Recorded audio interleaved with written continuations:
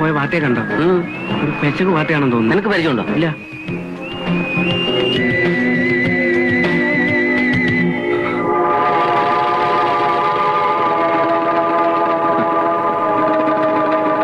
ഒന്ന് മാറി.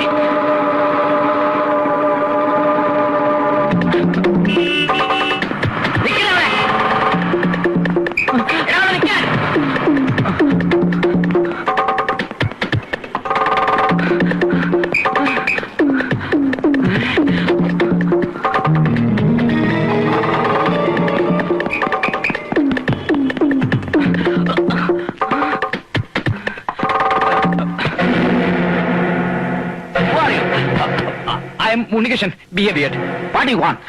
ജോലി പ്രൈവറ്റ് ഡിറ്റക്റ്റീവ്. ഞാൻ എന്റെ ഇന്റർവ്യൂവിന് വേണ്ടി വന്നാണ് സാർ. അതിന് ഈ വേഷത്തിലാണോ വരുന്നത്? ഇങ്ങനെ വന്നൊന്ന് അമ്പരപ്പിക്കാമെന്ന് കരുതിട്ടാ സാർ.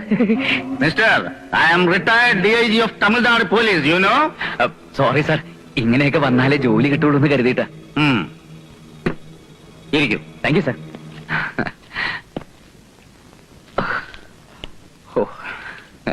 ഒരു പ്രൈവറ്റ് ഡിറ്റക്റ്റീവിന്റെ ജോലിക്ക് അപേക്ഷിക്കാൻ എന്താ കാരണം? ചെറുപ്പം മുതലേ എനിക്ക് CID-മാരോട് വലിയ ആരാധനയാണ് സാർ. CID പടങ്ങൾ എവിടെ ഓടിയാലും ഞാനത് അപ്പ പോയി കാണും. ഈ സർട്ടിഫിക്കറ്റ്സ് നോക്കൂ. ഇത് സിനിമ കണ്ടതിന്റെ സർട്ടിഫിക്കറ്റുകളാണ്. അയ്യോ അല്ല സാർ, എന്റെ ഡിഗ്രി സർട്ടിഫിക്കറ്റ് സാർ. യൂഷ്വൽ ഇന്റർവ്യൂകളിലെ പോലുള്ള ചോദ്യങ്ങളൊന്നും ഇവിടെ പ്രതീക്ഷിക്കേണ്ട. അയ്യോ, അപ്പോ മലയാളത്തിലെ ആദ്യത്തെ ഡിറ്റക്റ്റീവ് സിനിമ, ആദ്യത്തെ അപസർപ്പക നോവലിസ്റ്റ്, ജെയിംസ് ബോണ്ട് ചിത്രങ്ങളുടെ പ്രത്യേകത ഇതൊന്നും ചോദിക്കുന്നില്ലേ സാർ? ഇല്ല. അയ്യോ, അപ്പൊ ഞാൻ ഉറക്കൊഴിച്ച് പഠിച്ചൊക്കെ വെറുതെ ആവോ? ഇവിടെ കഴിവാണ് മുഖ്യം. അത് തെളിയിച്ചാൽ നിങ്ങൾക്കൊരു പ്രൈവറ്റ് ഡിറ്റക്റ്റീവ് ആവാം. ഞാനത് എങ്ങനെ തെളിയിക്കും സാർ? ഒരു ഫയൽ നിങ്ങളെ ഏൽപ്പിക്കും. That means a case. ആ കേസിന്റെ അന്വേഷണം വിജയകരമായി പൂർത്തിയാക്കിയാൽ you can be a permanent private detective of secret files. ഏത് കൊലപാതകം അന്വേഷിക്കാൻ ഞാൻ തയ്യാറാണ് സാർ. എനിക്ക് ഒരു അസിസ്റ്റന്റിന് തന്നാ മതി. അസിസ്റ്റന്റോ? വാട്ട് യു മീൻ?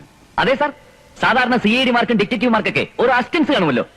പ്രേംനസീർ അടൂർവാസി, പട്ടണപ്രവേശിൽ മോഹൻലാൽ ശ്രീനിവാസൻ, അതുപോലെ. ഒരു അസിസ്റ്റന്റിനെ നിങ്ങൾക്ക് ആവശ്യമാണെങ്കിൽ നിങ്ങൾ തന്നെ വെക്കണം. ഓ, അങ്ങനെയാണല്ലേ. വേഷപ്രച്ഛന്നനാവുന്നതുകൊണ്ട് കുഴപ്പമൊന്നുമില്ലല്ലോ. അതൊക്കെ നിങ്ങളുടെ ഇഷ്ടം.